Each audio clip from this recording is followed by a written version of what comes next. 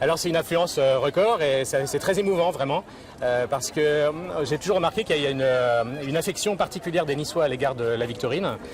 Beaucoup y ont tourné des films, en fait, parfois comme figurants quand ils étaient jeunes. Et donc aujourd'hui ils se rappellent ces souvenirs et les nouvelles générations, eh bien, ce qui est intéressant c'est qu'elles vont pouvoir aussi se réapproprier ces lieux. Voilà, la Victorine n'a jamais cessé de tourner, contrairement à une légende tenace qui voudrait que les studios aient fermé, ils n'ont jamais fermé en 100 ans d'histoire. Donc je pense que c'est assez unique dans le monde. On peut dire que c'est les plus grands studios, les plus anciens grands studios du monde, ou en tout cas parmi les plus grands anciens du monde, qui n'ont jamais fermé. Il y avait 6 studios à Nice, c'était vraiment la capitale des tournages, grâce à la lumière extraordinaire, grâce à la variété des paysages.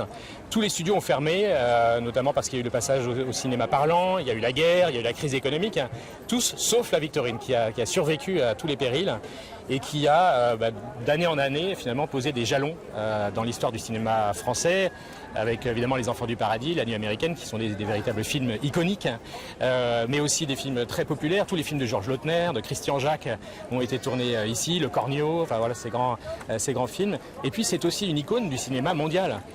Otto Preminger, Alfred Hitchcock, Rex Ingram sont tous venus tourner des grands films ici. Ils ont parfois métamorphosé les studios. C'était le cas de Rex Ingram qui a construit ce grand bassin pour tourner à Mare Nostrum.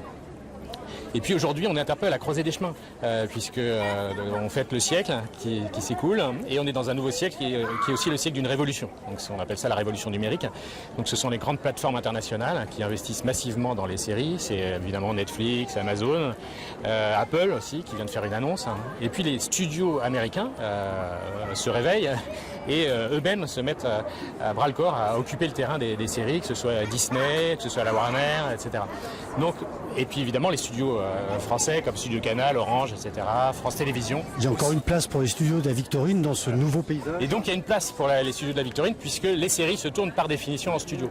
Et en plus la série a été quasiment inventée à la Victorine avec le ciné-roman de René Navarre et de Louis Feuillade dans les années 20. Donc ce retour de l'histoire est très favorable au studio.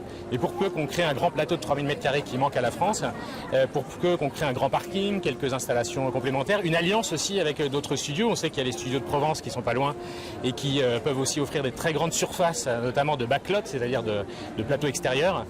Donc il y a matière à créer une grande alliance méditerranéenne pour accueillir des films du monde entier, des films de la Chine aussi. On rencontre la Chine la semaine prochaine. Et tout cela fait qu'on pense que la Victorine va redevenir une plaque tournante du cinéma et puis une place du village pour tous les Niçois et toutes les personnes de la Côte d'Azur. Parfait, très bien, merci.